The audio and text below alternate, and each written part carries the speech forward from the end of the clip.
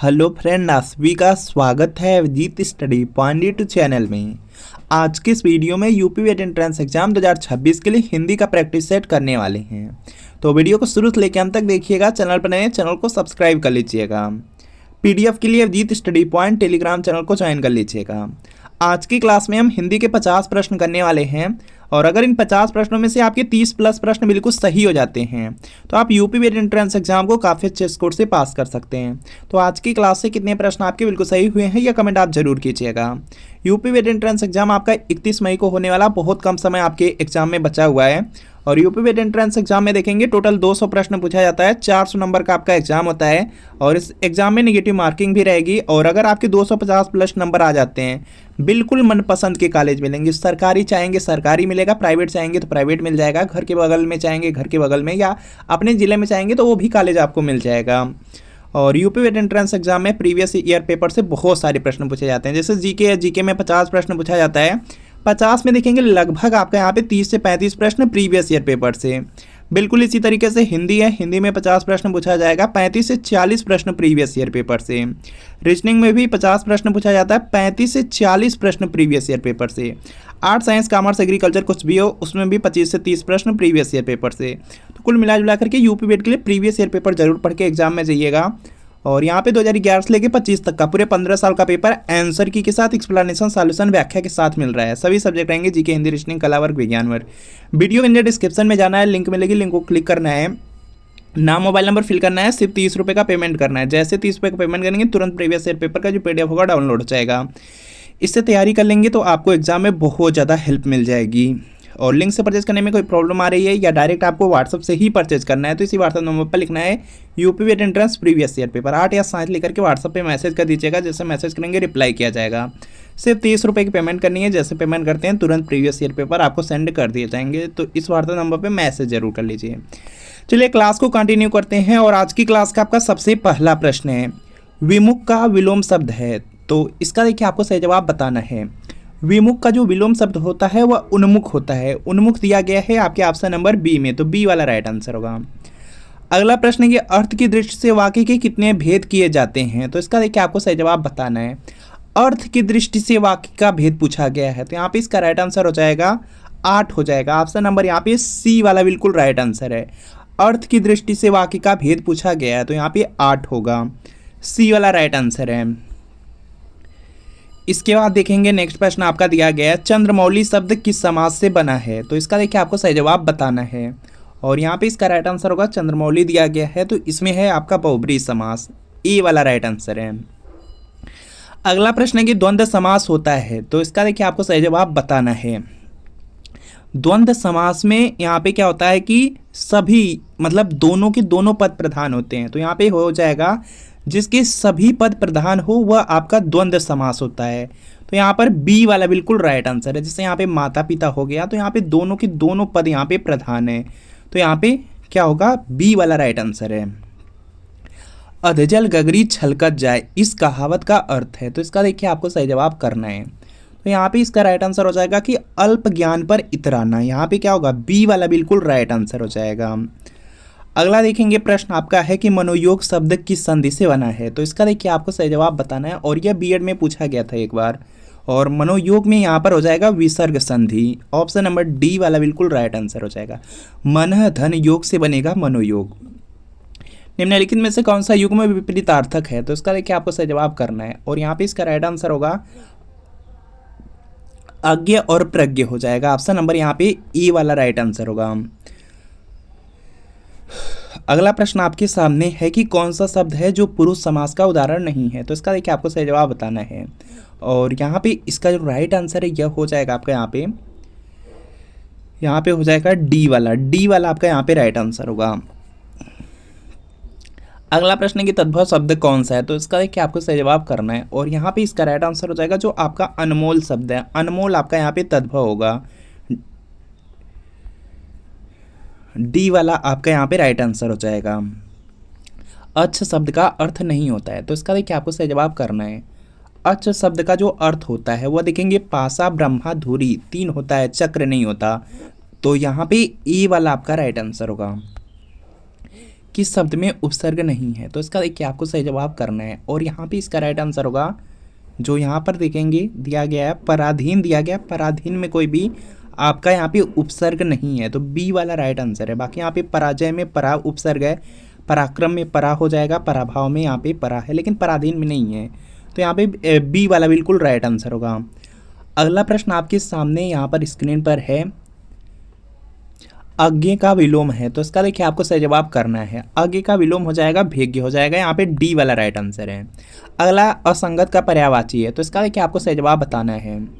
तो यहाँ पे इसका जो राइट आंसर है यह हो जाएगा यहाँ पे मनमुटाव का हो जाएगा, यहाँ पर देखेंगे डी वाला राइट आंसर होगा। असंगत पर्यायवाची दिया गया है, तो यहाँ पे हो जाएगा आपका यहाँ पे मनमुटाव का हो जाएगा, डी वाला राइट आंसर है।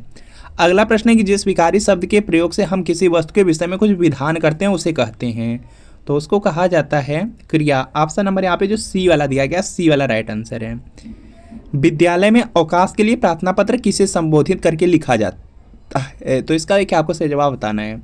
विद्यालय में जो अवकाश के लिए छुट्टी के लिए आप लोग प्रार्थना पत्र लिखते हैं वह प्रधानाध्यापक को संबोधित करके लिखा जाता है, तो यहाँ पे ए वाला राइट आंसर होगा।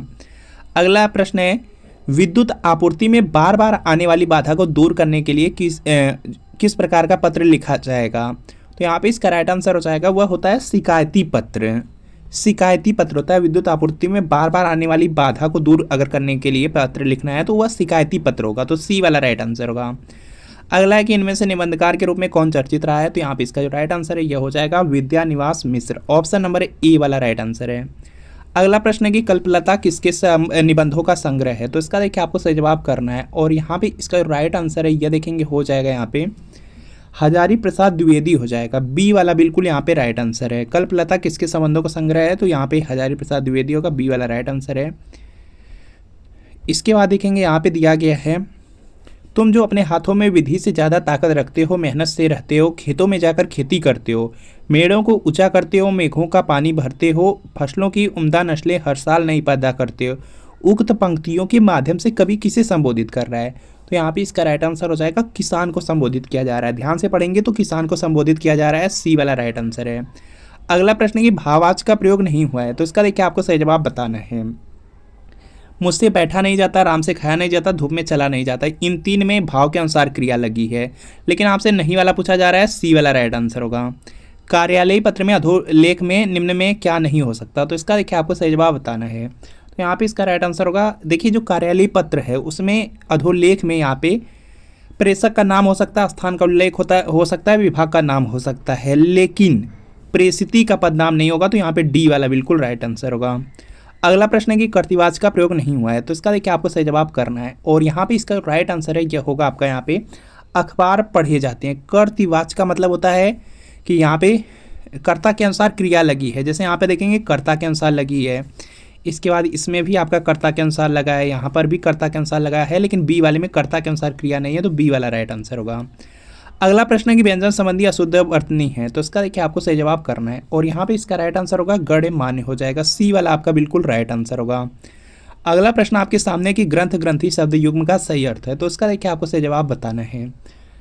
ग्रंथ और ग्रंथि दिया गया है, ग्रंथ का मतलब हो जाएगा किताब और जो ग्रंथि है यह सिख गुरु हो जाएंगे, तो यहाँ पे बी वाला आपका राइट आंसर होगा। अगला है किसी वस्तु व्यक्ति और स्थान के नाम को कहते हैं, तो यहाँ पे इसका जो राइट आंसर है वह हो जाएगा संज्ञा। कोई भी वस्तु है, व्यक्ति है या स्थान का नाम है, आप लोग डिफिनीशन में ही पढ़े होंगे परिभाषा में, तो उसी को संज्ञा कहा जाता है, सी वाला बिल्कुल राइट आंसर होगा। इसके बाद देखेंगे नेक्स्ट प्रश्न है कि संस्कृत भाषा की पहले यहाँ पे कौन सी भाषा थी, तो इसका क्या आपको सही जवाब बताना है। संस्कृत भाषा की पहले की अगर बात कर लिया जाए तो प्राकृत था, तो सी वाला राइट आंसर होगा। अगला प्रश्न आपके सामने है कि किस लोकोक्ति का अर्थ है वैभव क्षणिक होता है, तो इसका देखिए आपको सही जवाब करना है और यहाँ पे इसका राइट आंसर होगा 4 दिन की चांदनी और फिर अंधेरी रात। इसका मतलब होता है कि वैभव क्षणिक होता है, बहुत कम समय के लिए यहाँ पे कोई सुख, तो यहाँ पे डी वाला बिल्कुल राइट आंसर है। लखनऊ शब्द में प्रत्यय है, तो इसका देखिए आपको सही जवाब बताना है। यहाँ पे देखेंगे इसका राइट आंसर हो जाएगा, इसमें है आपका यहाँ पे लखनऊ शब्द दिया गया है, इसमें प्रत्यय पूछ लिया गया है, तो यहाँ से हो जाएगा आपका यहाँ पे प्रत्यय लास्ट में लगते हैं। यहाँ से देखेंगे इसका राइट आंसर हो जाएगा ई हो जाएगा, डी वाला राइट आंसर होगा, डी वाला बिल्कुल राइट आंसर हो जाएगा।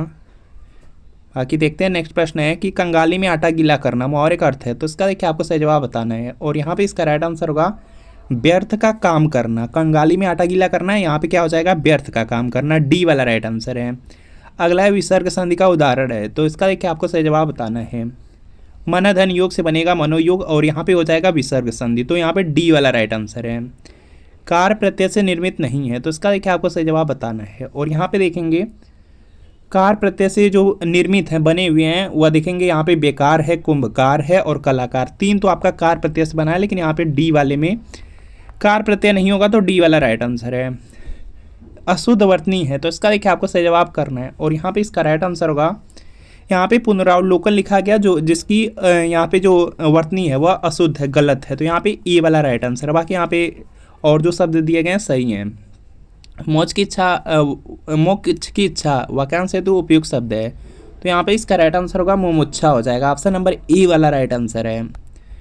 इसके बाद देखेंगे नेक्स्ट के मूल शब्द वह प्रत्यय का विभाजन अशुद्ध है, तो इसका देखिए आपको सही जवाब करना है। और यहाँ पे इसका राइट आंसर होगा कठौती, कटधन औती, ऑप्शन नंबर ए वाला बिल्कुल राइट आंसर है। हाथ मलना मुहावरे का अर्थ है, तो इसका देखिए आपको सही जवाब करना है। हाथ मलना मतलब होता है पछताना, ऑप्शन नंबर जो बी वाला है, बी वाला बिल्कुल राइट आंसर है। इसके बाद देखेंगे नेक्स्ट है कि 5-7 की लकड़ी एक जने का बोल, लोकोक्ति का अर्थ है, तो यहाँ पे इसका राइट आंसर हो जाएगा यहाँ पे कि मिलकर काम करने से कठिन कार्य भी आपका सरल हो जाता है, तो यहाँ पे डी वाला राइट आंसर होगा। रिक्शा किस भाषा का शब्द है, तो यहाँ पे इसका राइट आंसर हो जाएगा रिक्शा तो आपका यहाँ पे जापानी भाषा का शब्द होगा, सी वाला राइट आंसर है। इसके बाद देखेंगे नेक्स्ट कि अंग्रेजी शब्द ड्राफ्टिंग का भारत सरकार द्वारा स्वीकृत हिंदी अनुवाद होगा, तो यहाँ पे इसका राइट आंसर हो जाएगा प्रारूपण हो जाएगा, डी वाला राइट आंसर है। अगला है निम्नलिखित में से उसमें व्यंजन कौन सा है, तो इसका देखिए आपको सही जवाब करना है। और यहाँ पे इसका राइट आंसर होगा उसमें व्यंजन की बात किया गया स ख स ह, यह क्या है आपके यहाँ पे, यह देखेंगे आपके उसमें व्यंजन है, तो यहाँ पे ई वाला बिल्कुल राइट आंसर हो जाएगा। अंतस्थ कभी कभी पूछा जाता है, यह रल व है। अगला है कि व्यक्तिगत शैली में लिखे जाने वाले शासकीय पत्र को क्या कहते हैं, तो उसको देखेंगे बोला जाता है अर्ध शासकीय पत्र बोला जाता है, सी वाला राइट आंसर है। अगला है कि निम्नलिखित में से कौन सा यहाँ पे तद्भव शब्द है, तो इसका देखिए आपको सही जवाब करना है। कौवा दिया गया है, कोयल दिया गया है, कुत्ता दिया गया, सबके सब क्या हैं आपके तद्भव शब्द हैं। कौवा नहीं होता काक होता है, कोयल नहीं कोकिल होता है, और यहाँ पे कुत्ता नहीं बल्कि कुक्कुर होता है। कुक्कुर आपका क्या है तत्सम, यह पॉइंट याद रखेंगे, बहुत सारे छात्रों से गलत हो जाता है, तो यहाँ पे डी वाला राइट आंसर होगा। यहाँ पे क्या होगा, इसका तत्सम होता है कुक्कुर। अगला है कि क का उच्चारण स्थान है, तो इसका देखिए आपको सही जवाब करना है।